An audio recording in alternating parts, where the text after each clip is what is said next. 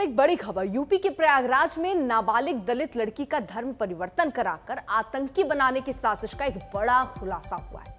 बताया जा रहा है कि लड़की को अगवा करके केरल ले जाया गया, जहां उस पर धर्मांतरण के लिए दबाव बनाया गया, साथ ही उसे जिहाद के लिए भी उकसाया गया।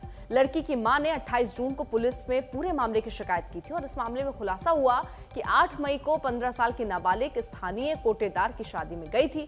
वहीं से रात करीब 10 बजे वो गायब हो गई। शादी में ही उसे दरकशा बानो नाम की महिला मिली, जिसने लड़की को पैसे का लालच दिया और इस्लाम की खूबियां बताते हुए अपने साथ ले गई।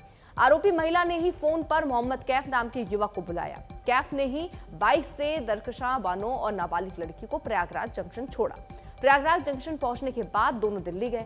दिल्ली से केरल के त्रिशूर जंक्शन की ट्रेन पकड़ी। रास्ते में दरकशा बानो लगातार ताज मोहम्मद नाम के शख्स से फोन पर संपर्क में थी। पीड़िता ने बताया कि केरल में उसे एक मकान में ले जाया गया, जहां अन्य नाबालिग लड़कियां भी मौजूद थीं।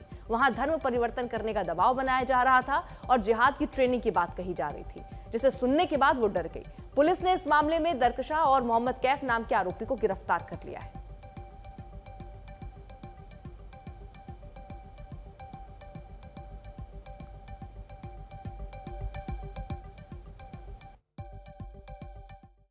हमारी लड़की 8 मई को दावत खाने गई थी कोटेदार की बिटिया के साथ शादी में, और वहीं से गायब हो गई 10 बजे रात।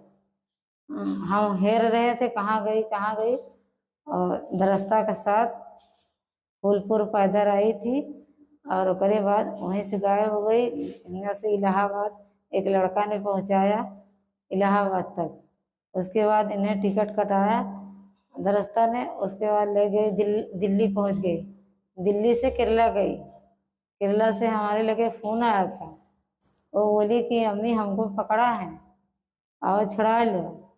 तो आए, हम पुलिस की इतला दिए थे, पुलिस ने छुड़ा के ले आए हमारी लड़की के। मेरी रक्षा सहेली पड़ोस के रहने वाली है और मैं कोटेदार की बेटी के शादी में गए थे 8 तारीख को। उसके बाद रक्षा मेरी सहेली बोली चलो घूमने। बीच रास्ते में मुझे बताई इस्लाम अच्छा धर्म होता है और सब खराब। उसके बाद यहाँ फूलपुरा कैफ नाम का लड़का मिला, उसके फ़ोन से वो बात की ताज मोहम्मद के पास। वो बोली मैं आ रहा हूँ। फिर उसके बाद कैफ ने स्टेशन पे छोड़ा। उसके बाद फिर मैं लोग टिकट कटाई। उसके बाद फिर ट्रेन में बैठी, मैं रो रही थी तो रक्षा बोली क्यों रो रही हो, रो मत, मैं जहाँ चल रही हूँ वहाँ पर इस्लाम शिक्षा दी जाती है और पैसा भी दिया जाता है। फिर ताज मोहम्मद से बीच में बात करते गई। उसके बाद पूरा लोकेशन बताते गई। फिर दिल्ली से बिना टिकट के हम लोग केरला गए। केरला से उसके बाद एक घर में लग गई। मुस्लिम लड़के थे ढेर सारे और बड़ी बड़ी दाढ़ियाँ थी और मुझ जैसी दलित लड़कियों को धर्म परिवर्तन कराते थे और जिहाद की ट्रेनिंग देते थे। और जब ये सब मैं सुनी घबरा के भाग आई। पहला फंसा कर वह पैसों का प्रलोभन देकर उसकी 15 वर्षीय नाबालिग लड़की को धर्म परिवर्तन कराने के उद्देश्य से केरल ले जाया गया तथा इस संबंध में थाना फूलपुर पर सूचना देने पर अज्ञात नंबर से फ़ोन करके गाली गलौज व जान से मारने की धमकी दी। इस सूचना पर सहायक पुलिस आयुक्त फूलपुर द्वारा पीड़िता के घर पर जाकर उससे वार्ता की गई तथा घटनाक्रम और घटनास्थल का निरीक्षण किया गया। इस संबंध में पीड़िता द्वारा आरोप लगाया गया है कि केरल में दरकशा बानो द्वारा उसको वहाँ कुछ संदिग्ध लोगों से मिलवाया गया, जिन्होंने उसको पहले पैसों का प्रलोभन दिया, बाद में जबरन धर्म परिवर्तन करवाया और वहाँ रुककर जिहाद के लिए सिखलाई का दबाव बनाया। यह सब देखकर वह घबरा गई तथा वहां से किसी तरह से बचकर भागी। संतोष हमारे साथ, हमारे सहयोगी इस वक्त जुड़ चुके हैं। संतोष, ऐसा कैसे हो पाया? लड़की बचकर कैसे भाग पाई? पुलिस तक कैसे पहुंची? पुलिस ने कैसे गिरफ्तारी की और कैसे ये पूरा जो जाल था वो बुना गया था? देखिए, लड़की वहां से जो अभी तक जो पीड़िता ने आप बीती बताई पुलिस को कि वो 8 मई को एक स्थानीय जो कोटेदार जो राशन डिस्ट्रीब्यूशन करता है सरकारी, वहां पर एक दावत में गई। वहां से दरक्षा उसको अपने साथ ले गई। कैफ ने इन दोनों को स्टेशन पहुंचाया। वहां केरल के त्रिशूर पहुंच गई। वहां से लड़की का कहना है कि वो जान बचा करके CWC यानी कि जो चाइल्ड वेलफेयर कमेटी है उसके पास उसके हाथ लग गई।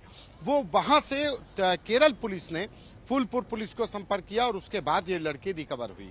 लेकिन सबसे बड़ी बात है कि लड़की प्रयागराज से दिल्ली, दिल्ली से केरल के त्रिशूर जाती है और वहां पर जो मंजर बयां कर रही है कि वहां पर लोग थे जो उसको लगातार धन परिवर्तन की बात करा रहे थे, धन परिवर्तन के साथ जिहाद की ट्रेनिंग दे रहे थे।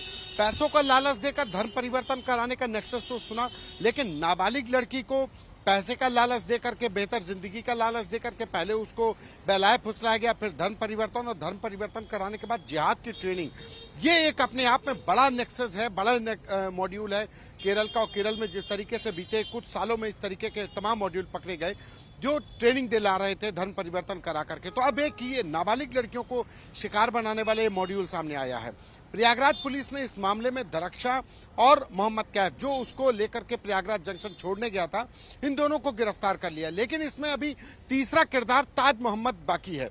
ताज मोहम्मद वो शख्स है जिससे दरक्षा लगातार फोन पर बात कर रही थी, और न सिर्फ बात कर रही थी बल्कि उसको बता भी रही थी कि हाँ, हम केरल आ रहे हैं, हम केरल यहाँ पहुंचे, हम दिल्ली पहुंचे हैं, दिल्ली से हमने ट्रेन पकड़ लिया, हमारे साथ एक लड़की भी है, आ रहे हैं।